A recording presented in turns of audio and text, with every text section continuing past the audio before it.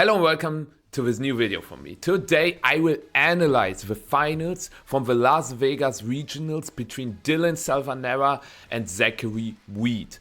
I think this finals has been the most insane finals I've ever watched, and I really wanted to react to it and also give my opinion on certain plays.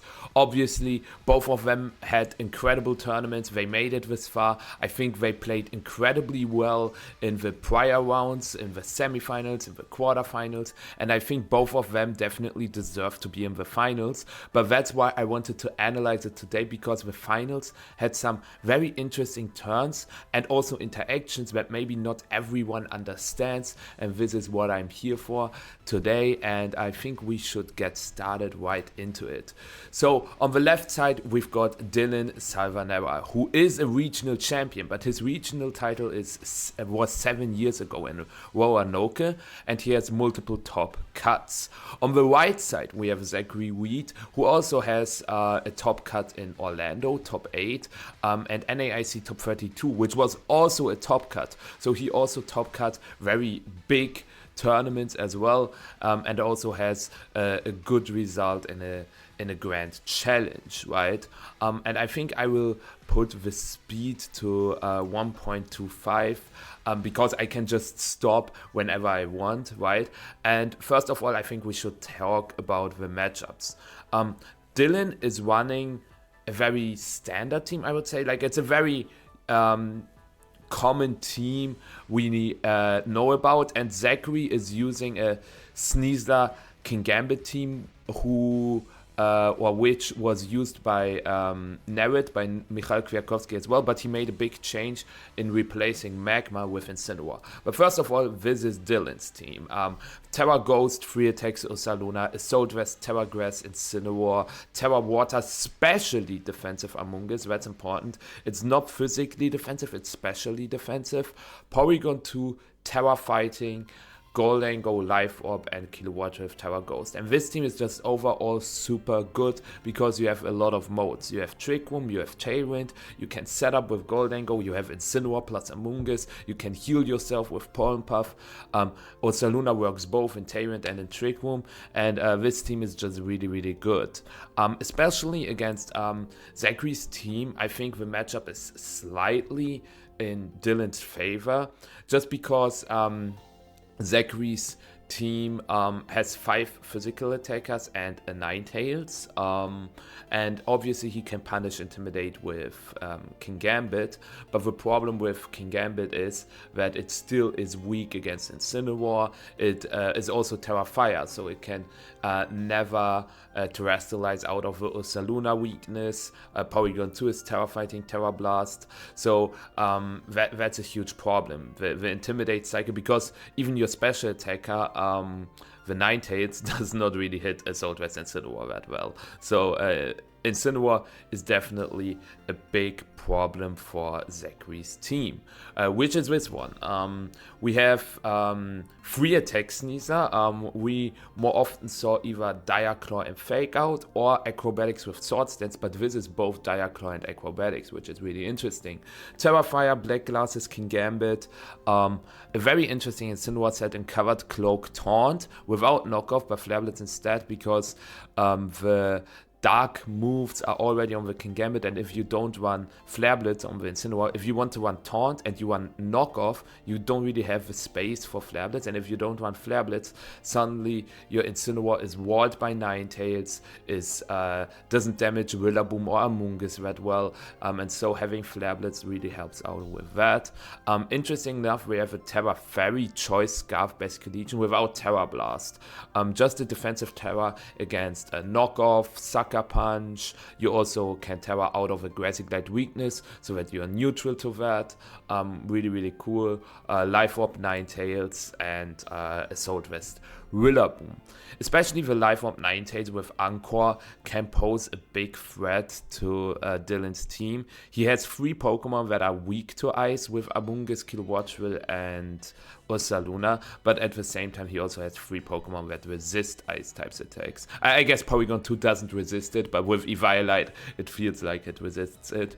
And it has he has also Goldango, and Incineroar, obviously. And as you can see, Zach's team can struggle against Incineroar, I would say. His only way to hit it for super effective damage are Sneasler and Basculegion. High Horsepower and Rillaboom technically as well, but Sneasler and Basculegion, once they are intimidated, they also struggle to deal a lot of damage against Amoonguss, right? So that's why I would say that Dylan's matchup is slightly better, but yeah, let's get started. And we immediately see the Sneasler Basculegion lead against Kilowattrill and Ursaluna.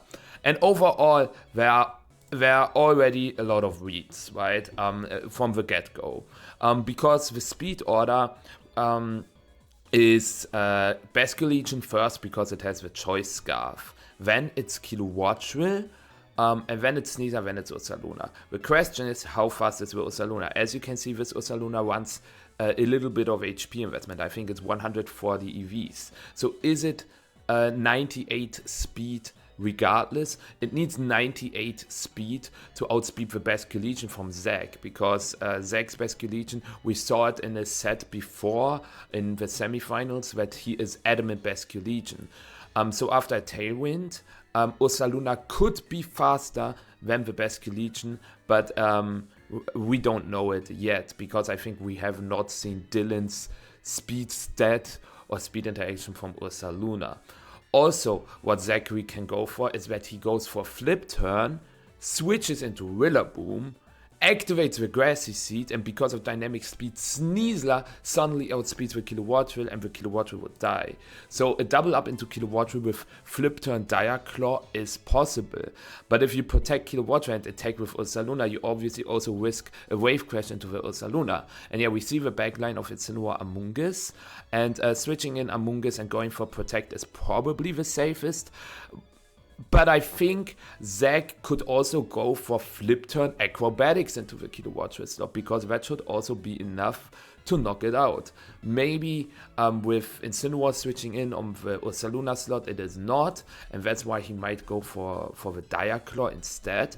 But the Amoonguss switch is not super safe, and that's why Dylan decides to go for Protect instead. And on Zach's side, we see a Terra Flying. The Terra Flying might seem a little weird, but it makes sense because he wanted to cover for a Terra Ghost Headlong Rush play from the Ursaluna, and if he loses Sneasler immediately, he loses his damage against Porygon 2 against Incineroar. He obviously doesn't know that there's no Porygon 2 in the back, but yeah. We see the Flip Turn Dire Claw play into Kilowattrill, and now Dylan also knows that the Basculegion is locked into Flip Turn. So what he could go for now is that he swaps Kilowattrill, he can go Terra Ghost with Ursaluna, Ursaluna is not threatened by a knockout, and go for Facade into Basculegion, for example. Because it's quite obvious that after the Flip Turn that the Rillaboom switches in to activate the Grassy Seed from the Sneasler as well.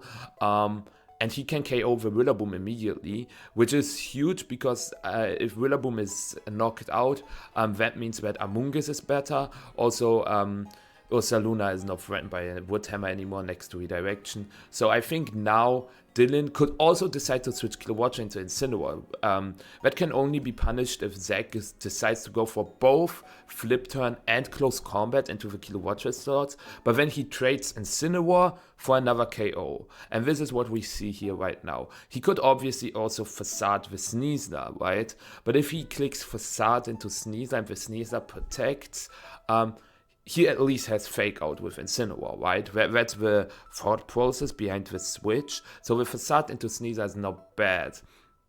And I think Zach is not allowed to click Protect here, because the Facade into Basculegion is super obvious. But we see a switch out into King Gambit, and that means that Zach still keeps his Grassy Seed. Keep in mind, Sneasler has not procced the Grassy Seed yet, and the switching into facade with the King Gambit is great. Flip turn into the Ursaluna doing a little bit of damage. He probably anticipated Kilowattrel to switch into Amoonguss, and that's why he did not flip turn the Kilowattrel slot. And we see Rillaboom right now, and the Rillaboom would have been dead. I think facade on the Basque Legion was risk-free because we saw that that he was locked into flip turn. Either he hard switches or he clicks flip turn. There's nothing else Zach can do. So maybe if Basque Legion flip turns to King Gambit, that's a little annoying. But does he really switch the Basque Legion, which is threatened by a Headlong Rush, into a King Gambit? I'm not too sure. But this was a nice play from Zach. And now that the Ursaluna committed the Terra Ghost, the King Gambit can suddenly hit the Ursaluna for super effective damage. And also pay attention to the grassy terrain recovery, because that is super important. It was to be expected, but the Ursaluna is faster than the King Gambit. We saw from Zach's side that his King Gambit is max HP, so it was very unlikely for the King Gambit to be faster than the Ursaluna.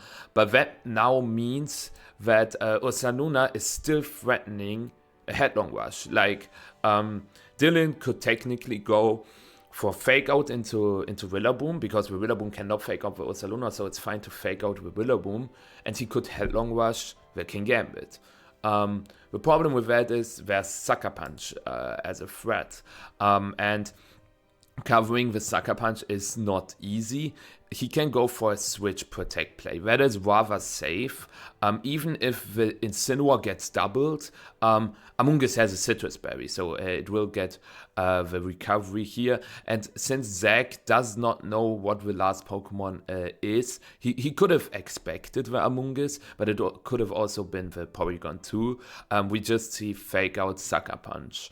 And it makes sense if the last isn't Amoonguss, but since this is Amoonguss, you cannot Sucker Punch the Ursa if Amoonguss goes for Rage Powder. So now Dylan threatens Rage Powder Headlong Rush into the King Gambit, or a Facade into the Rillaboom. The Rillaboom can still go for Wood Hammer into Ursaluna, but this will never KO. So this is a really interesting turn. I think Dylan is supposed to get a knockout here, but the problem is, if he facades the Rillaboom and the Rillaboom switches into Basque Legion, his Ursaluna isn't doing any damage, especially if he goes for Rage Powder and Zach decides to click Swords Dance. Suddenly it can get scary, because then he has to target the King Gambit, but the Basque Legion could flip turn to Sneasler, the King Gambit could protect, and then suddenly Acrobatics threatens a knockout into Amoonguss, and Dylan would lose a lot of ground, right? So Dylan is still in the driver's seat, because Zachary is the one who has to make more calls now, because I think going for Protect Woodhammer isn't super unlikely, but if Dylan just goes for Rage Powder Headlong Rush, Dylan is in a super terrible spot, because then next turn Woodhammer would knock out the Ursaluna, and the King Gambit could either go for a Sword Stance or for a switch. That's why we see the Rage Powder Facade play, which is the safest, and we don't see a Protect on the King Gambit and a high horsepower into Ursaluna. So Zach was reading a switch into Incineroar, but as you just heard, it was a little unnecessary, I think, because Dylan was in the driver's seat, and even if Zach decides to switch Rillaboom into the Basque Legion on the Facade, Dylan can still go for Rage Powder and Headlong Rush into King Gambit the next turn, or go for Protect to see what the Basque Legion locks itself into. But yeah, now suddenly, since the Rillaboom died, Dylan is obviously ahead, but now this turn is tricky once again, because yes, he could go for Rage Powder Headlong Rush into King Gambit, but if this is Acrobatics KOs the Amoonguss here. If this is Acrobatics into Amoonguss and Cowdow Cleave into, not Cowdow Cleave, but Protect with King Gambit, as he Headlong Rushes with King Gambit, terrible. So I think Dylan can always go for Rage Powder Facade into Sneasler. Problem against that is that Acrobatics knocks out the Amoonguss, then Ursa Luna would knock out the Sneasler, and then King Gambit moves next and knocks out the Ursa, which means the last 2v2 would be King Gambit, Basque Legion against Kilowatt plus Incin, which Zachary is slightly favored for because he would have the Terra Fire on the King Gambit, which then isn't threatened by a knockout from Kilowatt Drill and Incineroar. And the Basque Legion would outspeed both of them. So yeah, that's not really an option. But that also only can get punished by Acrobatics Counter Cleave. How likely is it that Zach goes for Acrobatics Counter Cleave? But yeah, so Dylan is thinking about Facade or Headlong Rush. Both is reasonable. There's no like objectively correct play here. And we see the Rage Powder, and Zach decided to click Acrobatics and Counter Cleave. He clicked the play anticipating the Sneasler to go for Acrobatics and the King Gambit to go for Counter Cleave. And this worked for Dylan. And now Dylan is in an unlosable spot pretty much, barring crits. He obviously can still get crit, but if he can go to Incineroar right now, if he goes to Incineroar, even if Incineroar dies to Wave Crash, the Ursaluna would not die to Acrobatics. Yes, it just got a defense drop, but it also gets the Sneasler will also get an attack drop from the Intimidate. So he could go to Incineroar and go for knockoff into Basque Legion and Facade into the Sneasler. Also, I just talked about Terrafire King Gambit, not realizing that the Sneasler already terrored. Sorry about that, but yeah, the Basque Legion cannot terror anymore, so you can click Headlong Rush and knock off both into the Basque Legion slot, which ensures that the Basque Legion dies, and then you have a 2v1 situation with Kilowatt Drill Incineroar or Ursaluna Kilowatt Drill against Sneasler, which you not always win. If Zach decides to target the Ursaluna and CC the Incin, next turn he can protect the Sneasler, and then Dire Claw the Kilowatt Drill, sleep it, maybe survive a Flare Blitz, and then KO the Incin. The Kilowatt stays asleep and then KO the Kilowatt Drill. But still, going into Incineroar gives Dylan the highest odds. Going into Kilowatt Drill also works though, because he can click Tailwind, Headlong Rush. Because after a Tailwind, his Kilowatt Drill is faster than the Sneasler. That is pretty much always the case, unless it's a modest Kilowatt Drill, but nobody is running a modest Kilowatt Drill. So this now can be Tailwind, Headlong Rush into Basque Legion. Could also be Tailwind, Facade into Sneasler, but we see a Protect play, which doesn't make the most sense, because Kilowatt Drill only dies to the double up, and if Kilowatt Drill dies to the double up, then Ursaluna gets a free move. But the Protect is also not unreasonable, because that way he covers for a Dire Claw sleep. Without Dire Claw being able to sleep, he always wins, especially because Zach did not decide to click Wave Crash. If Zach was winning here, if he clicked Wave Crash, it was a guaranteed win for Zach. Is it guaranteed? It would come down to a 50 probably, because Wave Crash would have KO'd for Ursaluna, and usually Wave Crash KOs Incineroar as well. So then in the next turn, the problem is he would get Recoil, which puts him in range of Thunderbolt from the Kilowatt Drill, but he could click Protect with Sneasler and Wave Crash the Kilowatt Drill, break the Sash, because there will probably be Fake Out T-Bolt, and then it's or he can Wave Crash the Incin, and then it will come down to Dire Claw sleeps. But yeah, Last Respect's lock also isn't super terrible, because now Basque Legion does not die to the Thunderbolt, but it is a guaranteed loss, and I will tell you why. Here, Dylan has a 100% win. it is confirmed that the best collegian is adamant. He probably watched Zach's sets, right? Usually when I make it into the finals, I know how the other sets went for my opponent, or my friends are telling me important information about the sets, about the spreads, and this is why Incineroar also outspeeds the best collegian in Tailwind, okay? Because we also saw that Dylan's Incineroar was faster than a Choice Scarf Pelipper in Tailwind, which means the Incineroar has at least 97 speed. And in order to outspeed best collegian, you only have to run 98 speed. So I am very, very, very, very sure that the Incineroar in Tailwind is faster than the best collegian, okay?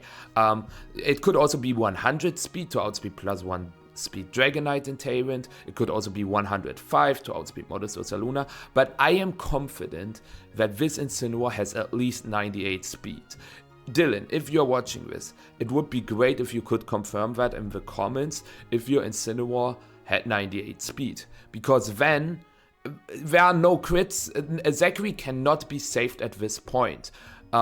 Because Dylan can just go for Fake Out into Sneasler, set up a Tailwind, Last Respect either goes into Incineroar or Kilowattrel, doesn't really matter, because then T-Bolt knocks out Sneasler, Knockoff knocks out Best Collegian. It's a guaranteed win. Fake Out Sneasler plus Tailwind is a lock, basically. And there's nothing Zach can do to prevent that. Maybe if Sneasler somehow survives a Thunderbolt, it does not. It can survive an Air Slash when it's not Terra, but Thunderbolt is stronger. Unless with Sneasler has a lot of HP investment, but we already saw that this is not the case. The Sneasler dies to T-Bolt, and Best Collegian also never survives a knockoff, so it's a guaranteed win for Dylan here.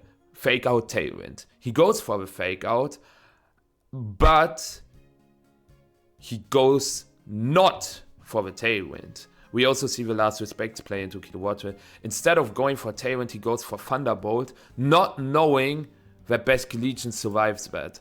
And I kind of understand it. Kilowattrel is weaker than it looks, but at the same time, I was a little disappointed because if you play Kilowattrel, surely you had this interaction against Best Collegian once, or surely you calc how much Kilowattrel does against common meta threats. And I will tell you what, T-Bolt had a chance to KO Best Collegian. You saw it was very close, but it was only a 6% chance. Yes, he could have also gotten a para or a crit, but it was heavily in Zachary's favor to survive that and not get para'd.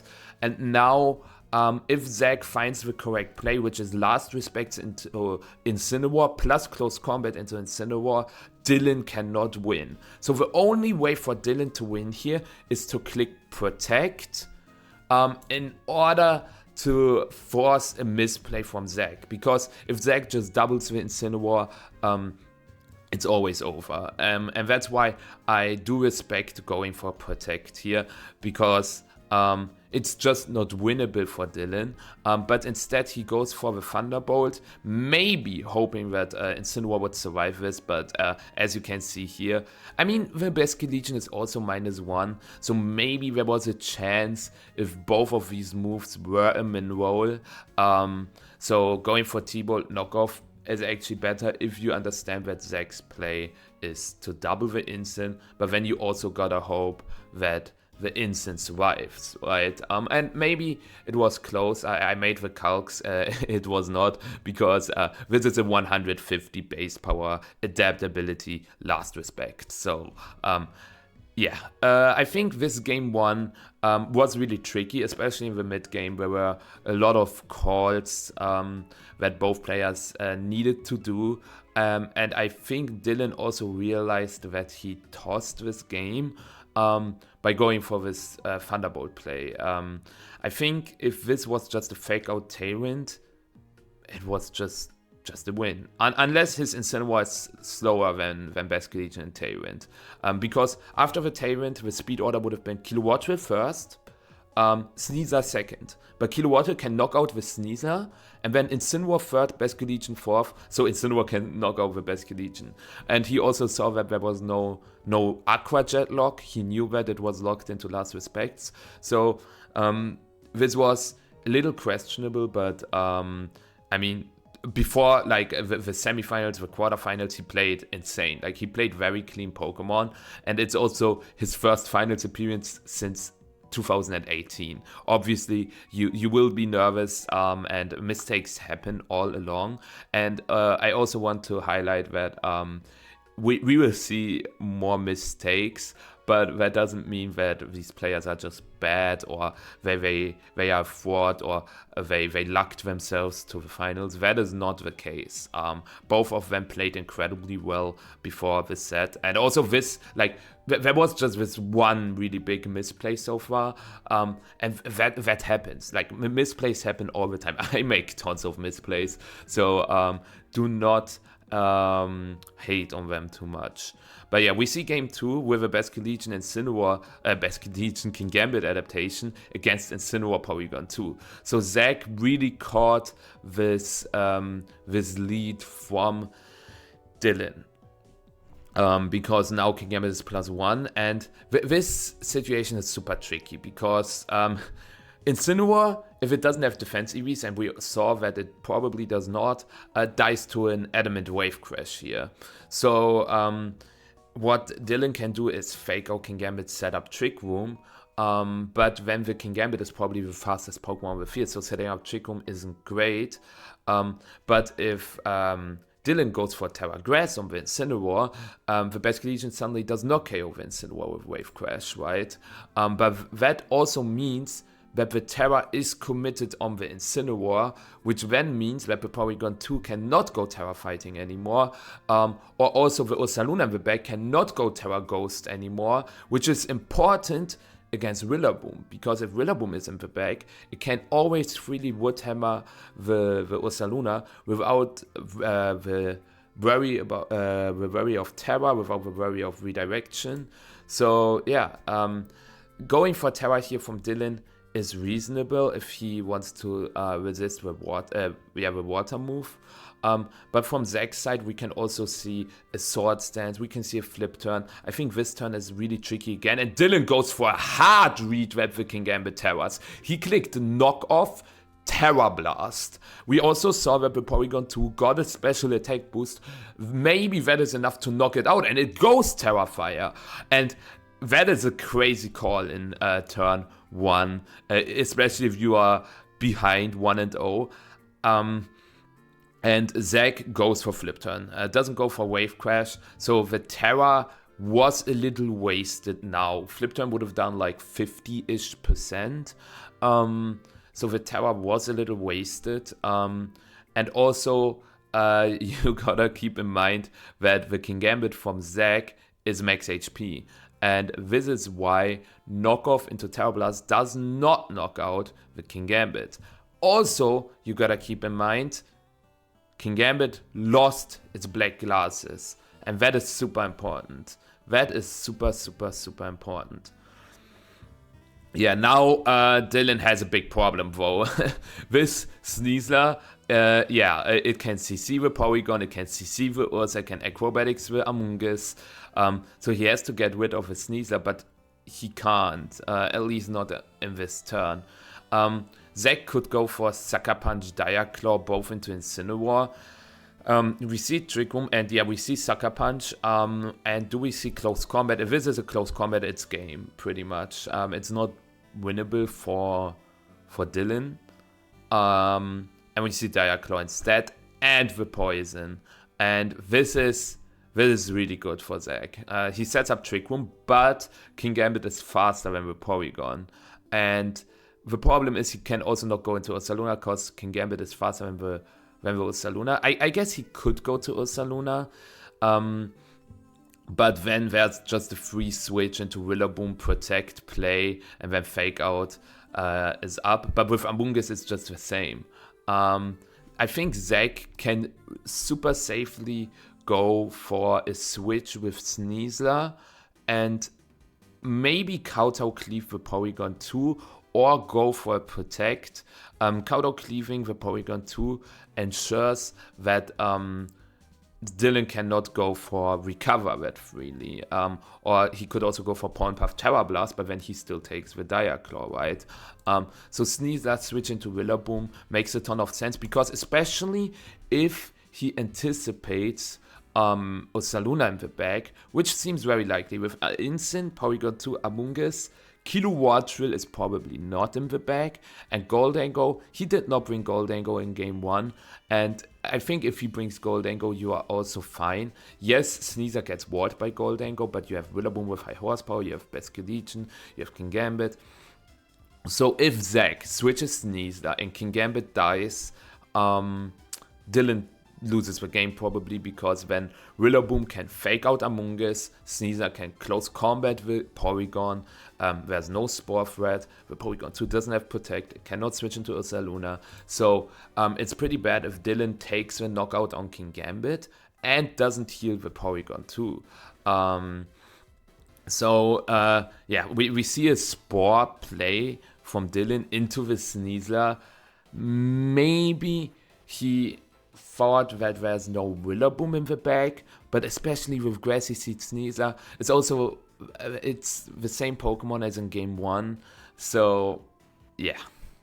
And here the game pretty much ends, because he clicked Spore into the Rillaboom, and Zach also decided to Kowtow cleave the Porygon 2. Trick Room is still up, but the Flame Orb will not be activated on the Ursa, which is really bad, because the Facade never KOs the Rillaboom, and Basculegion also always beats Amoonguss in the end. So here the game is over if Zach decides to go into Sneasler, but he goes into Basculegion. I am not quite sure why, honestly, because this could have been fake out Amoonguss, close combat into Porygon 2, and then Dylan is forced to protect Ursaluna, and I don't know, like the next turn he can Zach can click Wood Hammer into Ursa freely, even if it clicks Protect, and Protect with his Sneasler, because then, yes, Ursaluna can get a knockout with Facade into the Rillaboom, and he can Spore the Sneasler, but it would be the last turn of Trick Room, which means he just stays with Sneasler, switches Rillaboom into Basculegion, and then even if Ursaluna gets a knockout, you get in Rillaboom again, and then you can just Woodhammer the Ursaluna without Trick Room. So it was guaranteed over, but now there is a chance, but yeah, Dylan thinks about switching to Ursaluna, which works if there's a flip turn, but then you're also in Grassy Glide range.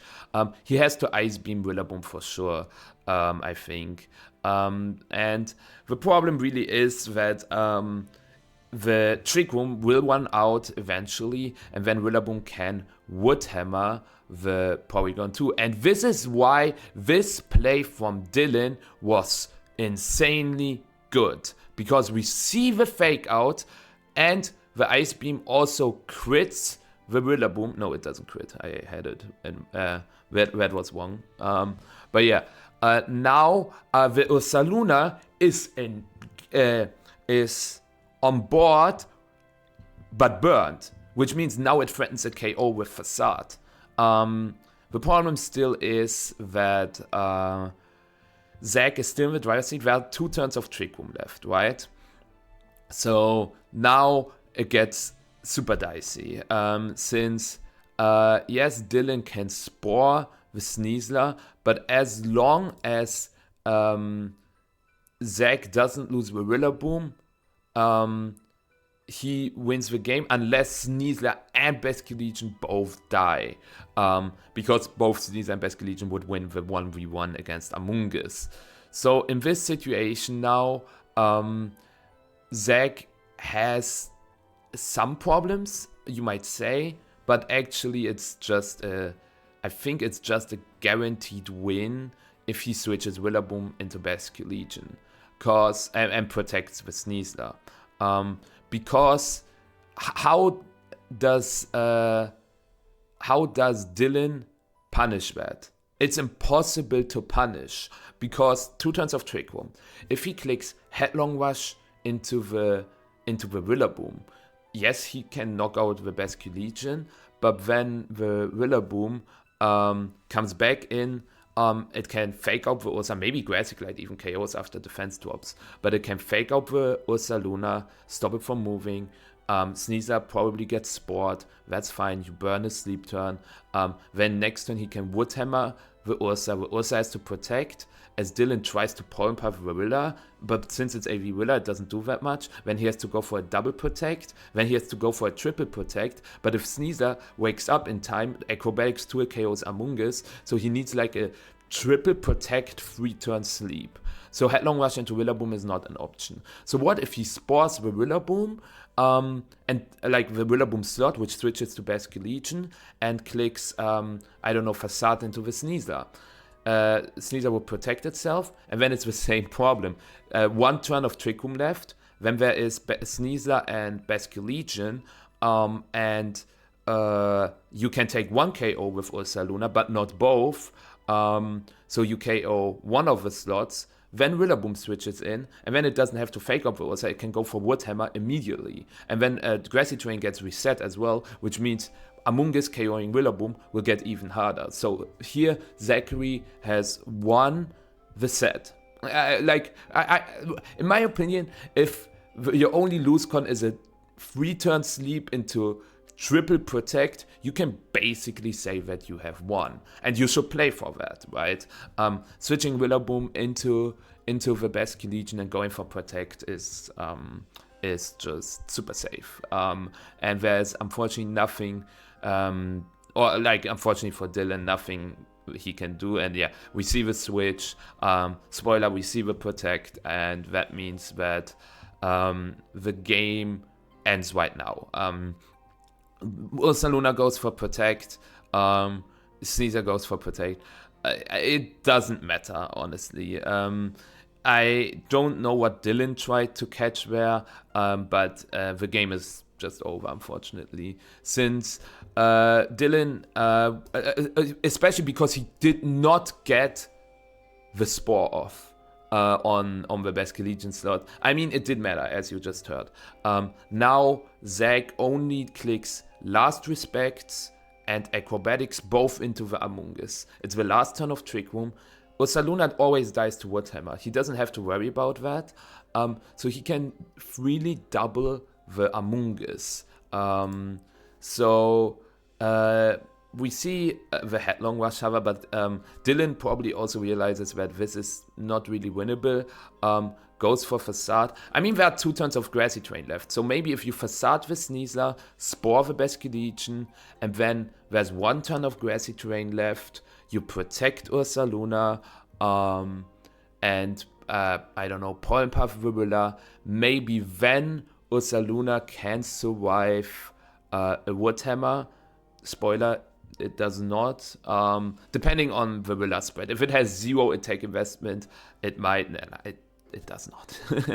The Ursa Luna does not max HP, and even if it was, I can calc it for you guys. If you want, I can calc it for you. But I am pretty sure that Ursa Luna does not survive a Wood Hammer even without terrain. But yeah, we see the play from Dylan, which is always Facade, Spore, the Basque Legion, and what does Zachary decide to do? I think it's just Last Respects and Acrobatics. He swaps with Sneasler, and this is wild. This is wild. Maybe my calcs are completely off, and Ursa Luna always survives a Wood Hammer without Grassy Terrain.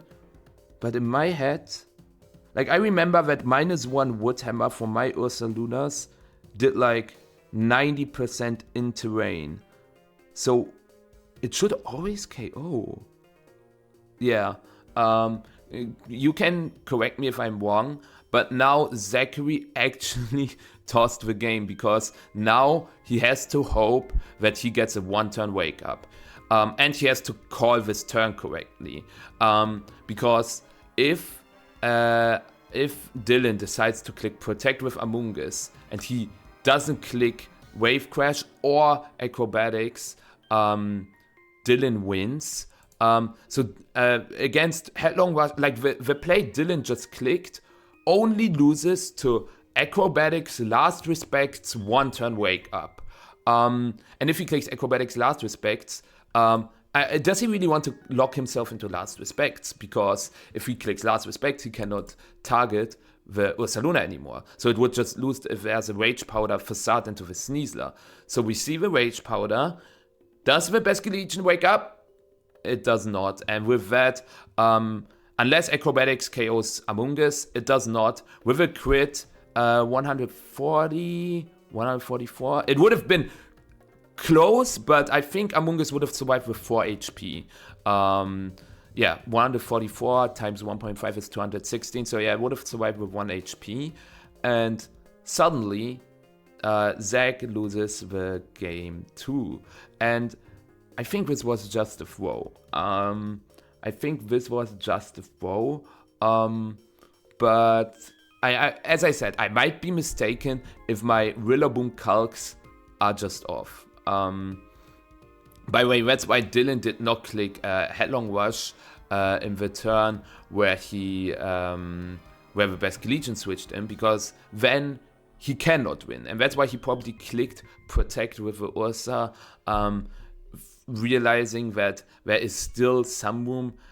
For me, it seems like a toss-up or a mess-up. Maybe I should have calced the damage from Woodhammer without terrain, but I am still very confident that it KOs Ursaluna. But yeah, game 2 goes to Dylan, which means we get a game 3. And this is very exciting because I think both games were tossed in the end, but other than that, they were played really well. We also saw that the Porygon 2 survived with Cowdow Cleave, right? And that's also thanks to the knockoff from turn 1, knocking the black glasses from King Gambit. So that was really, really nice from both sides, I think. As I said, the Rillaboom toss, I'm not quite sure. Maybe Zach is only like 36 adamant on his Rillaboom. But I honestly don't think so. But yeah, maybe I will write in the description below the Woodhammer calc, because I honestly, now I'm not sure. But just want to say, if Woodhammer KOs the Ursa without terrain, it was a throw from Zach. If not, then it was somewhat understandable. I still don't understand why you would toss Rillaboom in that situation. But maybe I just don't see anything. So Zachary, if you are also watching this, maybe you can drop your thoughts in the comments below. I think the thought is pretty simple. Woodhammer not KOing the Ursa. That's the only reasoning. But then you could also go for... He has to survive Woodhammer and get a 2-turn sleep on the Pesky Legion. And because Last Respects KOs Amoonguss with 3 stacks, right? Not 3 stacks, but 2 stacks. 150 base power. It's it's specially defensive Amoonguss based on the acrobatics damage. I would say Last Respects KOs. So then also we saw Pesky Legion slept 1 turn. Then Rillaboom switches in with 1 turn of Grassy Train left, and the Ursaluna has to click Protect. 2nd turn of sleep, and then Woodhammer comes out. 3rd turn of sleep, because Woodhammer plus Burn should definitely be enough. No, I think Zach had a guaranteed win, because even if it doesn't knock out Ursa, as long as it puts Ursa in range of burn. Now, there's the chance that the Basque Legion gets a 3-turn sleep, and he headlong rushes Basque Legion, and then it's Amoonguss versus Rillaboom, which Amoonguss would win by just clicking Pollen Puff 3 times. So, yeah, it was not a guaranteed win, but like, the only way Dylan would win is surviving Woodhammer, Basque Legion sleeping for 3 turns. Yeah, basically that. Which are not that many conditions, to be fair. These are not that many conditions. But yeah, now we go into game 3. And how could both players adapt? Will Dylan bring Goldango? Because we saw that the problem was the Sneasler. Sneasler gets hard-walled by the Goldango, but at the same time, if you bring Goldango, there is King Gambit, there is Incineroar, there is Basque Legion, there's also High Horsepower Rillaboom. Do you really want to do that? That also means that you leave another slot behind. So I'm not sure if that is correct. Do you want to go for the Kilowattrel route just as in game 1? Let's take a look. Game 3 starts and we see an adaptation from Zach, but also an adaptation from Dylan going for the Ursaluna Amoonguss lead. And we just see a double protect, probably scouting what Zachary locks himself into, and also getting around Fake Out and activating the Flame Orb. And we see a hard switch from Basque Legion into Rillaboom, Ninetales. So now that Ninetales is also revealed, Dylan knows that there's not Rillaboom, Sneasler, King Gambit. Instead, this time Incineroar, Ninetales, so slightly different stuff. And we see Taunt into the Amoonguss. Yes, Dylan, if he clicks Headlong Rush into the Incineroar, Mad Lad, but clicking Headlong Rush in front of Incineroar Basque Legion, I don't know. He's also intimidated, so I doubt that it would KO Zach's Incineroar. Depends on the spreads, but I'm pretty sure that Zach would survive it. But yeah, now Ninetales threatens Anchor, right? Ninetales also threatens Blizzard. So Incineroar is just a super free switch for Dylan now, unless his Ursa is slower than the Incin. Zach could switch Incin into King Gambit, get the Defiant, like hard switch, and then Ninetales Anchors the Amoonguss, and then suddenly Dylan is in a super terrible spot. So yeah, this is kind of tricky.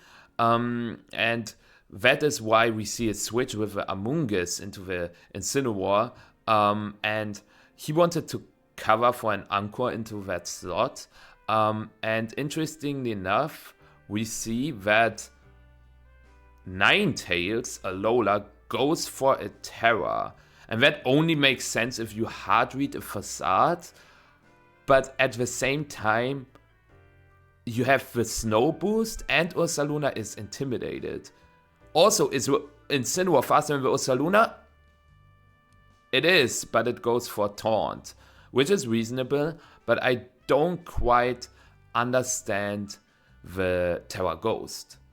Because if the Ursaluna stays, you get a ton of damage into it, and like, yes, it is cool to be immune against the Facade, yes, and then you probably instant win the game, but Facade would have not even KO'd. You have the Snow Boost and the Ursaluna's -1 attack. Actually, the Ninetales is offensive. It is Life Orb. It's not a bulky Ninetales with like Cover Cloak or Light Clay, but I still... Are my calcs just off? I wanted to provide an analysis, but actually what I'm doing here right now is thinking about if stuff KOs or not. But yeah, now, since the Ninetales Terra Ghost, it's really good right now. He could Wave Crash Incin and go for Blizzard. Incineroar's Terra Grass. So that is a pin if it KOs. And I assume, based on the Incineroar spread, it is really fast, right? As I said, it might also be Adamant, like 36 Adamant. Wave Crash, like if it doesn't Terra, it dies. And if it Terras, we saw that this Blizzard did 23, right? So let's say 23 times 4, because from resist to super effective is times 4. That is 92. So does Wave Crash do do AD? I think no. I don't. Does Wave Crash do AD? It might. I know that Intimidated Wave Crash does 100% against Incineroar. So you have to. So it does 25% when Terra Grass. Without Intimidate, 37%. And 37% is like around 75 HP. It can KO. I think Wave Crash Blizzard does not have to KO, but it can KO. Which means that there's no safe play for Dylan because you threaten, or like Zach threatens a double knockout. And that's why we see a very smart switch into the Porygon 2. He needs Ursaluna to probably win the game against the King Gambit, which is probably lurking in the back. And yeah, we see the Wave Crash. The Incineroar dies, and you might say, oh, that is really bad. But it is okay, I think. We see Blizzard. And now the question is, how does Zach win? How does Dylan win this? Because Amoonguss dies to Wave Crash Blizzard. Wave Crash will not activate the Citrus Berry, but it will put Amoonguss right in front of Citrus Berry range. And that's why we see Terra Water. And it makes sense because against Wave Crash Blizzard, if the Amoonguss dies, you are not winning with Ursaluna and Porygon 2 alone. So you really need this Amoonguss alive. But that also means that you cannot Terra the Porygon 2 anymore against the King Gambit.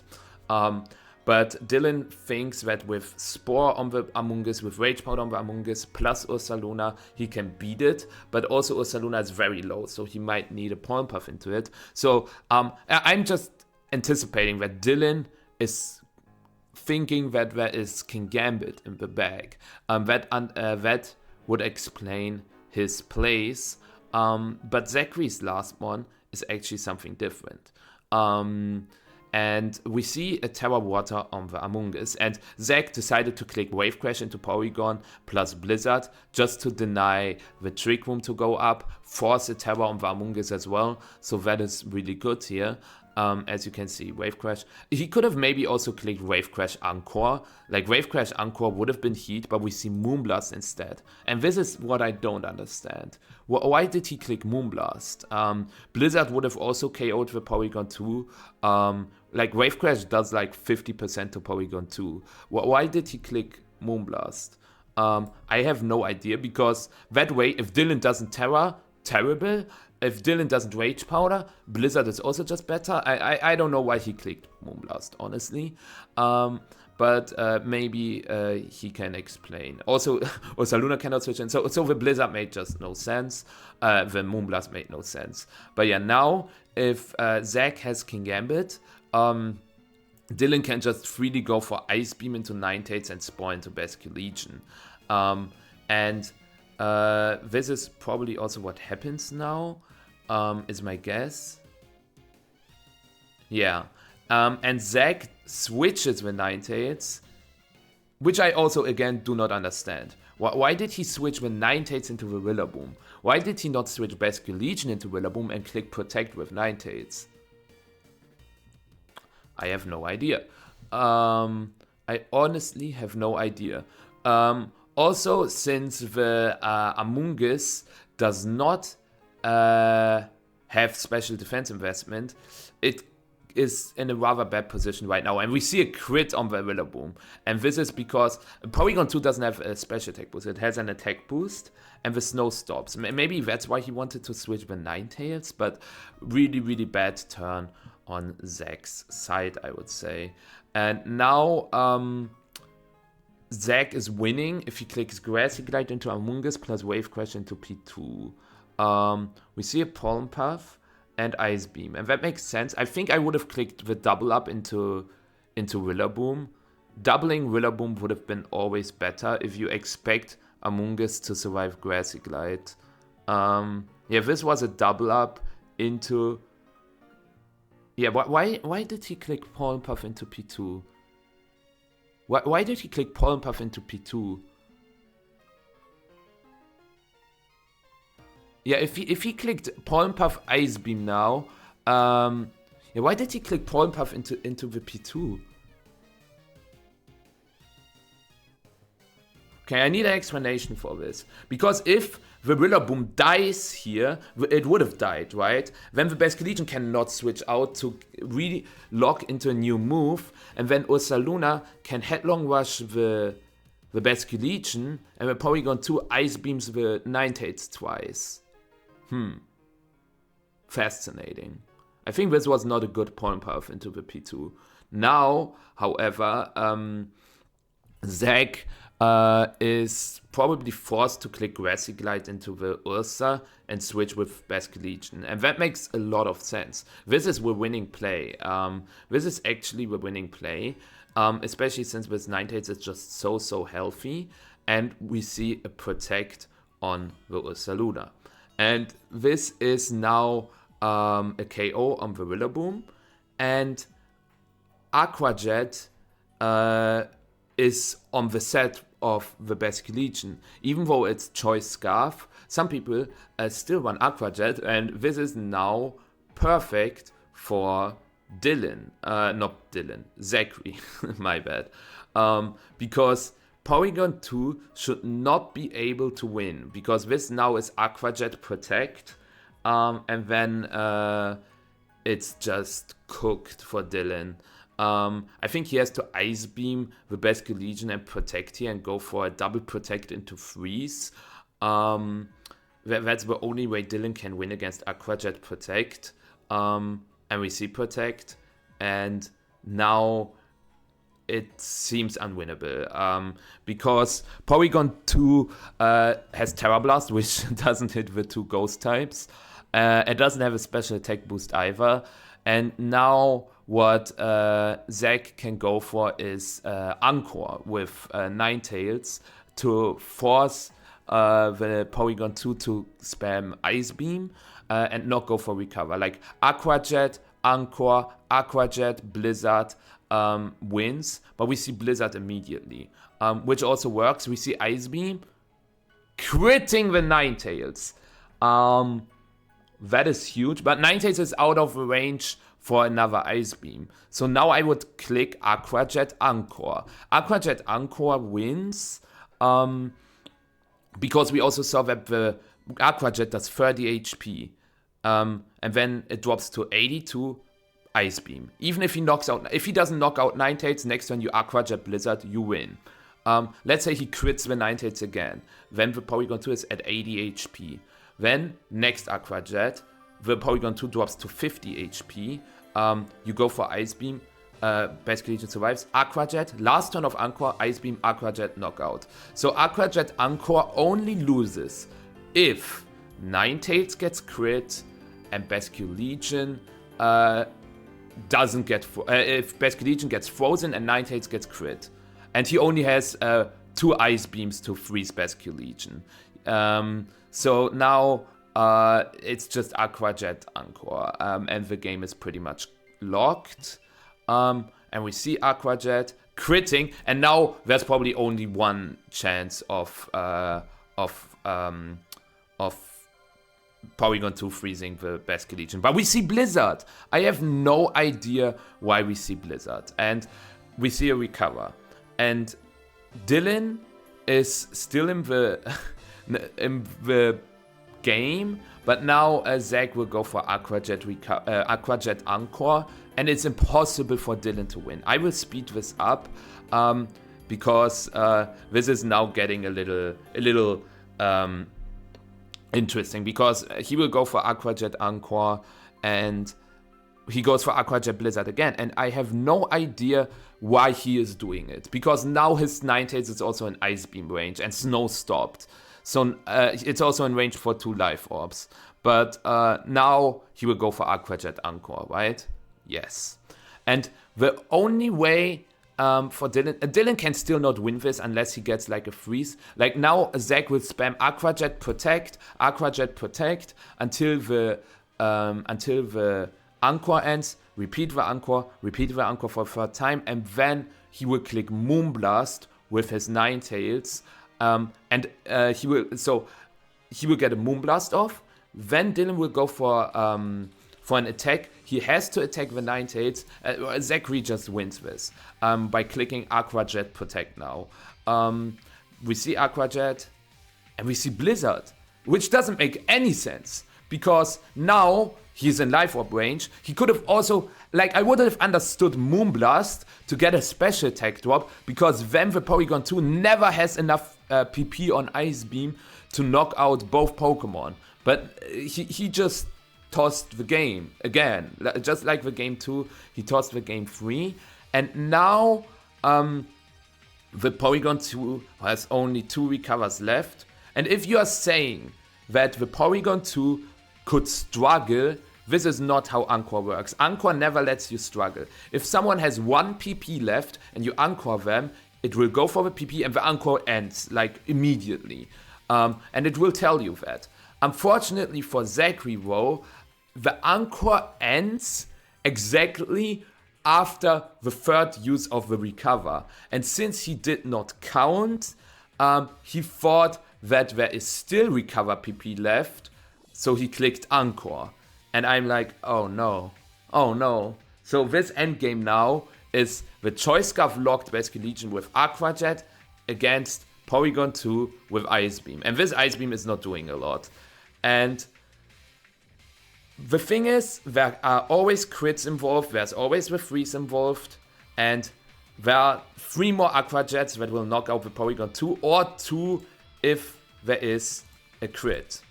He goes for the Ice Beam, doesn't get the freeze. Does he get the crit now with Aqua Jet? I think Ice Beam crit is not enough. Does he get the Aqua Jet crit with Basculegion?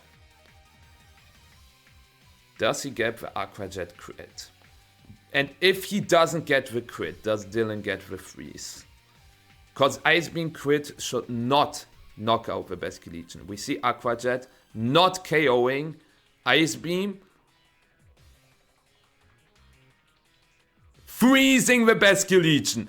And this is unbelievable. But also keep in mind that Dylan did not get lucky. He clicked, I think, 7 Ice Beams into the Basculegion, which is, with the 4th chance, it is around 50-50 that one of those Ice Beams eventually freezes. So, yeah, it stays frozen. Does the Ice Beam KO? It does KO. What is cinema? This finals was honestly insane. valid reaction. And I think we learned a lot, right? We learned that Anchor mechanics are actually more difficult than they seem. And also, to be fair, Dylan threw the game 1, Zach threw the game 2, Zach threw the game 3. A throwing contention, but both of them still made it to finals, and that should encourage you. Even if you sometimes make mistakes, it's fine. Mistakes happen all the time. You can still make it that far. It's just about reducing the amount of mistakes. The less mistakes you do, the further you will get. And this might have been the first mistakes they made across the entire weekend, right? So we don't know that, but they made it this far. So yeah, I hope you learned a lot, because there were just a lot of turns that were not correct. But I'm also happy that we got 2 really, really good finalists. And I'm really looking forward to the next regional finals as well. Let me know what you thought about this analysis.